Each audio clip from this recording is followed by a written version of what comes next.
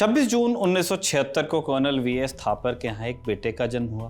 Colonel Thapar तीसरी पीढ़ी के सैनिक थे। उनके दादाजी, उनके पिता और खुद कर्नल थापर तीनों सैनिक। सो उनका बेटा भी सैनिक ही हुआ और इस बेटे ने कारगिल युद्ध में अपने प्राणों की आहुति भी दी। हम बात कर रहे हैं वीर चक्र से अलंकृत कैप्टन विजयन थापर की। कैप्टन विजयन 2 राजपुताना राइफल्स में तैनात थे और तोलोलिंग की फतेह में उनका बड़ा योगदान था। इस जीत के बाद उन्होंने नोल की लड़ाई में हिस्सा लिया, जहां उन्होंने बलिदान दिया। कैप्टन विजयन की कहानी जब सामने आई तो ये बात भी सामने आई कि उनके पिता ने उनका नाम रखा कैसे था। कर्नल थापर ने बाद में बताया कि उन्होंने अपनी पहली संतान का नाम रखा था इंडियन आर्मी के एक बैटल टैंक के नाम पर, मेन बैटल टैंक विजयन, जिसका अर्थ होता है अंत में विजयी रहने वाला। एक सैनिक अपने बेटे का नाम एक टैंक पर रखे, इससे आप अंदाजा लगा सकते हैं कि सेना में टैंक का क्या महत्व होता है। विजयंत विदेशी मदद के साथ भारत में ही बनाया गया था। इसने लंबे समय तक इंडियन आर्मी में सेवाएं भी दी और अब विजयंत की परंपरा में एक और स्वदेशी टैंक का प्रोटोटाइप बनकर तैयार है, जिसका नाम है जोरावर। जोरावर की क्या खूबियां हैं, इसे क्यों बनाया गया और इंडियन आर्मी फिलहाल कौन कौन से टैंक्स इस्तेमाल करती है, सब जानेंगे आसान भाषा में।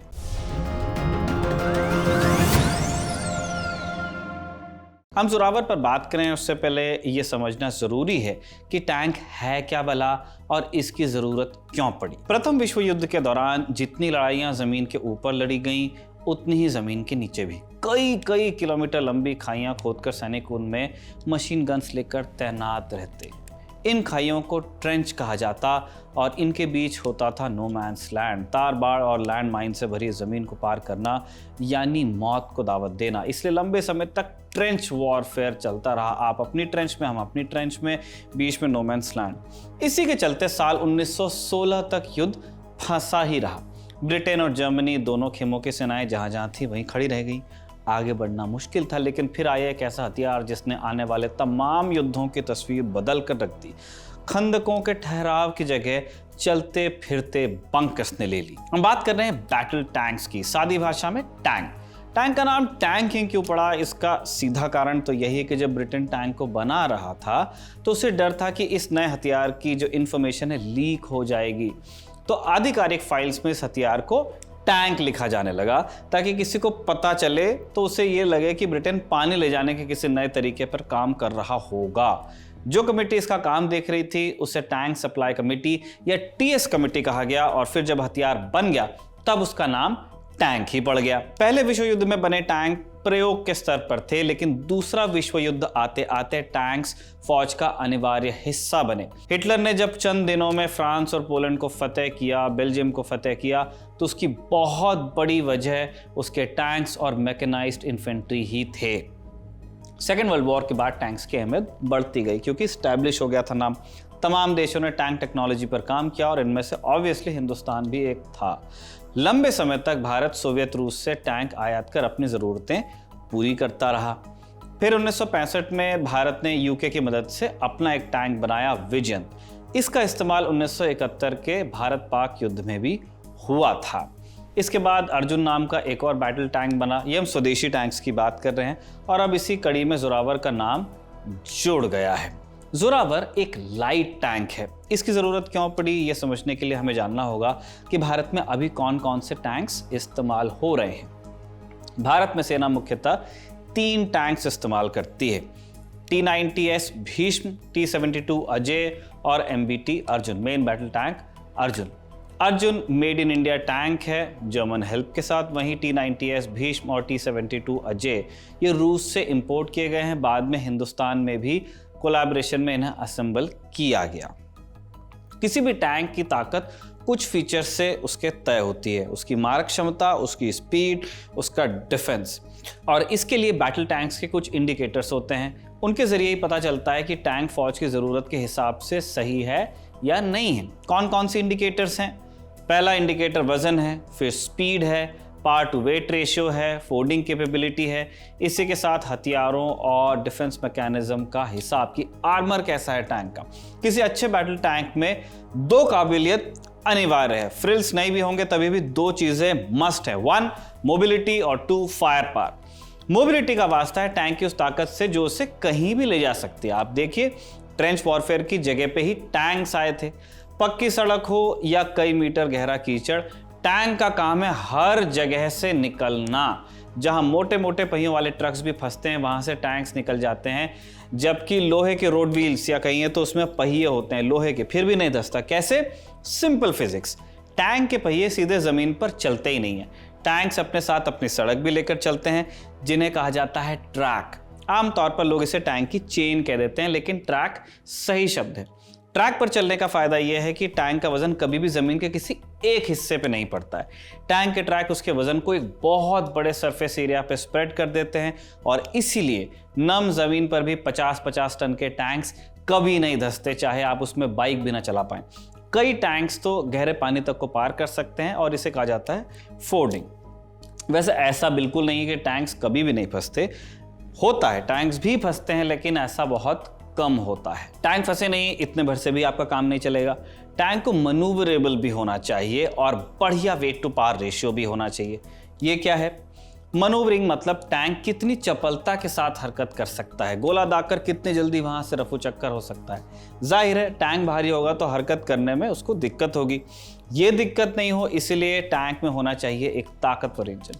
टैंक के वजन और इंजन की ताकत या पावर के बीच जो अनुपात होता है उसी को कहा जाता है पावर टू वेट रेशियो। जितना बेहतर पावर टू वेट रेशियो होगा उतना अच्छा टैंक हो सकता है। इसके बाद बस एक चीज बचती है, टैंक का फायर पावर, उसकी मारक क्षमता।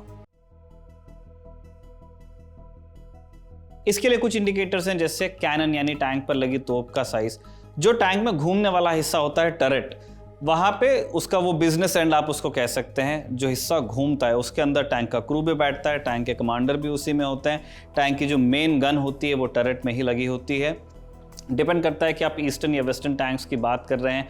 अगर ईस्टर्न टैंक्स होंगे तो जो मैगजीन है वो भी टर्रेट के अंदर होती है, यानी गोला भी टर्रेट के अंदर होता है। और अब ये टर्रेट जो घूमने वाली होगी, उसके नीचे जो हिस्सा होता है उसे कहते हैं हल, या एक तरह का उसको आप ट्रक कह लीजिए जिसके ऊपर टर्रेट लोड की गई है। इसी में दो चेन है और ये कुल मिला के बनाते हैं टैंक। टैंक में हमने सबसे पहले बात की कि कैनन का साइज कितना होगा।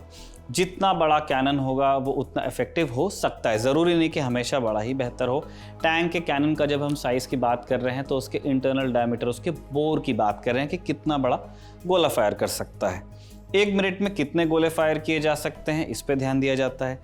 मैगजीन का साइज़ कितना है, यानी कि टैंक कितने गोले लेकर चल सकता है और कितने तरह के गोले दाग सकता है, क्या मिसाइल्स भी फायर कर सकता है।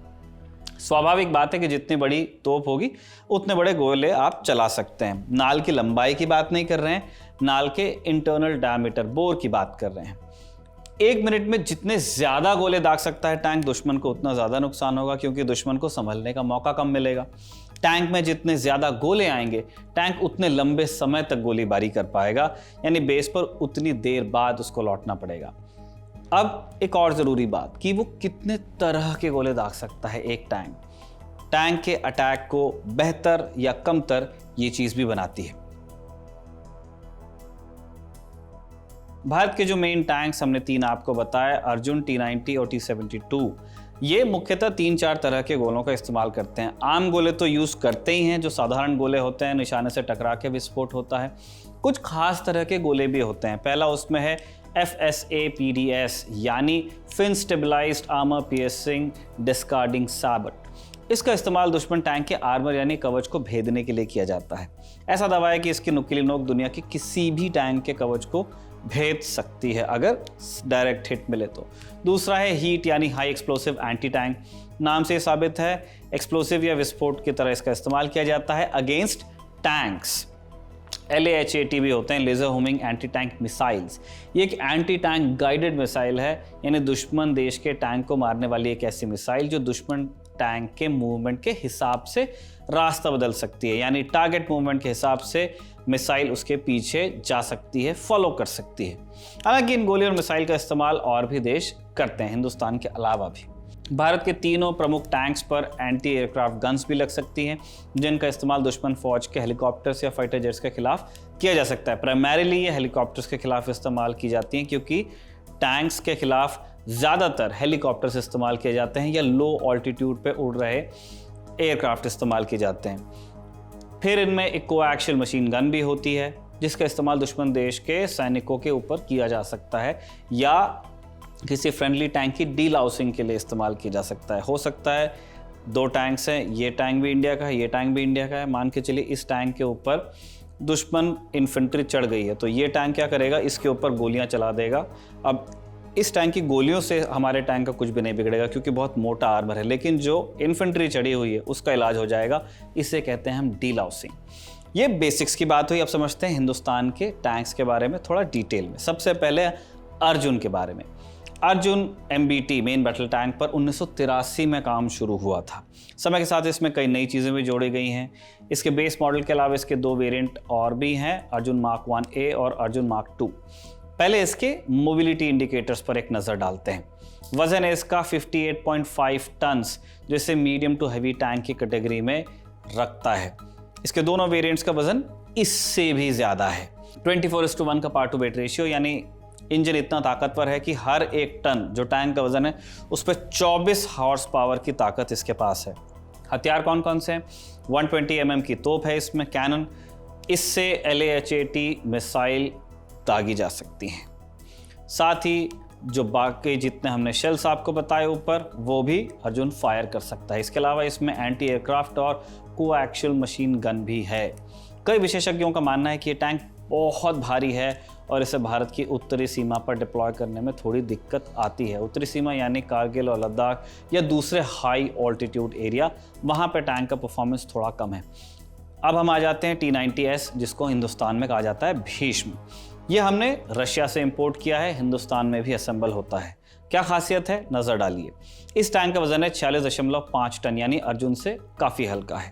इसका power to weight ratio 21.5 horse power प्रति टन है। अर्जुन के मुकाबले ये कम है, लेकिन क्योंकि टैंक का ओवरऑल वेट कम है इसीलिए टैंक अच्छा परफॉर्म करता है हाई ऑल्टीट्यूड में भी। अभी ईस्टर्न लद्दाख में भी हमने इसको डिप्लॉय किया हुआ है इसे, जो कि चीन के लिए एक बहुत बड़ा सरप्राइज था। फोर्डिंग के मामले में अर्जुन से थोड़ा ये बेहतर है। ये पानी में 1.8 मीटर्स की गहराई तक फोर्ड कर सकता है। अर्जुन के मुकाबले ये डेप्थ ज़्यादा है। फोर्ड करना मतलब गहरे पानी को क्रॉस करना, नदी वगैरह को। हथियारों पे आइए, 125 mm की तोप इस पे है। इसमें जितने हमने शेल्स बताए, साथ में गाइडेड मिसाइल से फायर कर सकता है। अपनी कैनन से 1 मिनट में 8 गोले फायर कर सकता है। इस मामले में अर्जुन और T-90S बराबर हैं। इसके अलावा एंटी एयरक्राफ्ट और कोएक्सियल मशीन गन के भी मामले में दोनों बराबर हैं। T-90S और भीष्म की बात कर ली, अब करते हैं T-72 अजय की बात। हमने रूस से उस दौर में इसको इंपोर्ट किया जब रूस सोवियत यूनियन होता था, यानी 91 से पहले का है। सिर्फ 43 टन का है, यानी अर्जुन और T-90 के मुकाबले बहुत हल्का है। पहले भी बना था। पावर टू वेट रेशियो के मामले में भी थोड़ा पीछे है। इसका power to weight ratio 19 horse power प्रति टन है। फोर्डिंग के मामले में T-90 के बराबर ही है और अर्जुन से बेहतर है। ये बात हुई मोबिलिटी की। अब समझते हैं इसके हथियारों के मामले में। इस मामले में लगभग सभी चीज़ें अर्जुन और T-90S भीष्म के बराबर है। बस इतना फ़र्क है कि ये गाइडेड मिसाइल्स लॉन्च नहीं कर सकता। एक चीज़ ऐसी भी है जो इससे दुश्मन की नज़र में आने से बचा लेती है। असल में इसके इंजन से बाकी टैंक्स के मुकाबले कम धुआं निकलता है और इसके चलने से वाइब्रेशंस भी कम होते हैं। T-90 और T-72 में ऑटो लोडर्स लगे हैं, यानी इनमें हाथ से गोला लोड करने की ज़रूरत नहीं पड़ती। एक मशीन गोला लोड करती रहती है। लेकिन अर्जुन में गोला मैगजीन से निकाल के हाथ से लोड किया जाता है। ये बहुत छोटा डिफरेंस आपको लग सकता है, फिलॉसफी का डिफरेंस है, लेकिन इससे जान बचने और नहीं बचने का फ़र्क भी तय हो जाता है। जिन टैंक्स में ऑटो लोडर्स लगे होते हैं उनमें एक रिक्वायरमेंट है कि आपको मैगजीन टरेट के अंदर रखनी पड़ेगी, तभी ऑटो लोडर वहाँ से गोला लेकर के कैनन को फीड कर पाएगा। लेकिन अर्जुन में एक लग्जरी ली गई है लोडर की, और उससे ये होता है कि मैगजीन आपने टैंक के बाहर रखी है, टरेट के बाहर रखी है, और उस पर ब्लो ऑफ पैनल से अगर कोई सीधा मैगजीन को हिट कर भी देता है, धमाका बाहर होगा ना कि अंदर, और टरेट के अंदर जो लोग हैं उनके सर्वाइवल के चांसेस बढ़ जाएंगे। T-90 और अर्जुन MBT बहुत ही एडवांस आर्मर यूज़ करते हैं, और एडवांस आर्मर का मतलब सिर्फ ये नहीं हुआ कि आपने बहुत मोटा लोहा टैंक पे मढ़ दिया कि उससे सेफ रहेगा।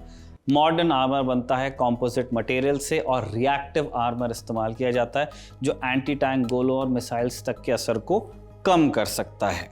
ये हुई उन टैंक्स की बात जो फौज में शामिल हैं। अब समझते हैं उस टैंक के बारे में जो सेना में शामिल होने वाला है, जोरावर। इसका प्रोटोटाइप 6 जुलाई 2024 को आया सामने। ये एक लाइट वेट टैंक है और इसका वजन 25 टन के करीब बताया जा रहा है, यानी अर्जुन के मुकाबले आधे से भी कम है।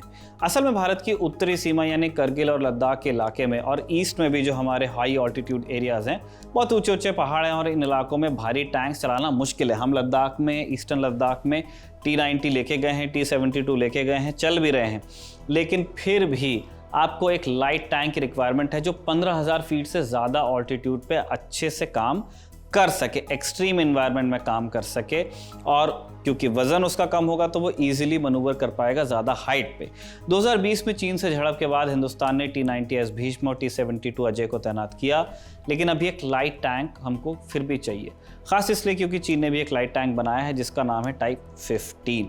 वैसे इंडिया का जो लाइट टैंक प्रोग्राम है बहुत पहले चालू हो गया था, बहुत पहले से इस पर बात हो रही है, लेकिन जो चाइनीज़ इनकर्जन हुआ अप्रैल 2020 में जो शुरू हुआ 2020 के साल में, उसके बाद से लाइट टैंक का जो प्रोग्राम है रिवाइव कर लिया गया। अब दिलचस्प बात यह है कि भारतीय लाइट टैंक का नाम जोरावर क्यों रखा गया। जोरावर नाम है जनरल जोरावर के नाम पर, जिन्होंने तिब्बत में कई लड़ाइयाँ जीती हैं। जनरल जोरावर जम्मू कश्मीर के राजा महाराज गुलाब सिंह की फौज में थे, 19वीं सेंचुरी में हुए थे, और जनरल जोरावर ने डोगरा फौज को आधुनिक लद्दाख और पश्चिमी तिब्बत के कई इलाकों में कई कैंपेन्स में लीड किया है, वो जीते भी, और इसी तिब्बत को चीन ने आगे चलकर हथिया लिया था। जोरावर को DRDO यानी defence research and development organisation ने लार्सन एंड टूब्रो के साथ मिलकर बनाया है, LNT। अप्रैल 2021 में फौज ने चरणबद्ध तरीके से 350 लाइट टैंक्स खरीदने के लिए रिक्वेस्ट फॉर इंफॉर्मेशन यानी RFI निकाला। शुरुआत में 59 टैंक्स आर्मी लेने वाली है, उसके बाद और इंडक्ट किए जाएंगे। रिक्वायरमेंट क्या थी कि ये टैंक 25 टन से कम भारी हो और इसके साथ जो भी सप्लाई करेगा उसे ट्रेनिंग, लॉजिस्टिक्स और इंजीनियरिंग सपोर्ट वगैरह भी देना है। 25 टन क्यों, आप पूछ सकते हैं। 25 टन इसलिए रखा गया ताकि इसे रैपिडली डिप्लॉय किया जा सके वाया एयर, यानी एयरक्राफ्ट में रख के इसे जल्द से जल्द कहीं भी, DBO की तरह का कोई इलाका है जहां पे आप C-130 को लैंड कर सकते हैं, उसमें डाल के ले जाना है। ये रिक्वायरमेंट है, इसलिए 25 टन इसको रखा है।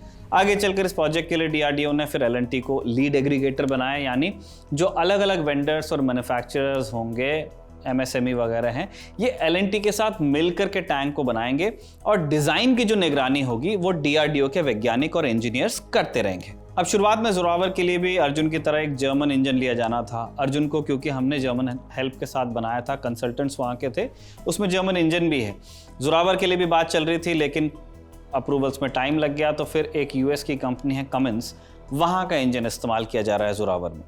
उम्मीद की जा रही है कि इसके कैनन से मिसाइल्स भी फायर की जा सकेंगी और ये टैंक तीखे कोण पर ऊंचाई की तरफ निशाना भी लगा सकेगा, ज़्यादा ऊपर कैनन जा सकेगी। 25 टन का वजन हमने पहले भी बताया कि हवाई रास्ते से ले जाने के लिए रखा गया है। फाइनेंशियल टाइम्स की रिपोर्ट के मुताबिक इसमें AI यानी कि आर्टिफिशियल इंटेलिजेंस को भी इंटीग्रेट किया जाएगा, जिसकी मदद से ड्रोन्स को निशाना बनाएंगे। ये अभी थ्योरी में है। इसका सामना लद्दाख में हमने पहले भी बताया कि चीन के टाइप 15 लाइट टैंक से होगा। हालांकि अभी जोरावर को सेना में शामिल होने में थोड़ा टाइम लगेगा। अगस्त 2024 तक ये टैंक सेना को फील्ड ट्रायल्स के लिए दिया जाएगा और फिर फौज इसको अपने तरह से टेस्ट करके देखेगी और ट्रायल्स को पूरा होने में थोड़ा टाइम लगेगा, जिसके बाद कहा जा रहा है कि 2027 के आसपास यानी आने वाले 3 सालों में ये फौज में शामिल हो पाएगा। इसी के साथ आसान भाषा में का आज का एपिसोड हम कंक्लूड कर रहे हैं। इसको लिखने में मदद की थी आकाश ने और विजय ने इसे रिकॉर्ड किया था। आप देखते रहिए दी ललन टॉक।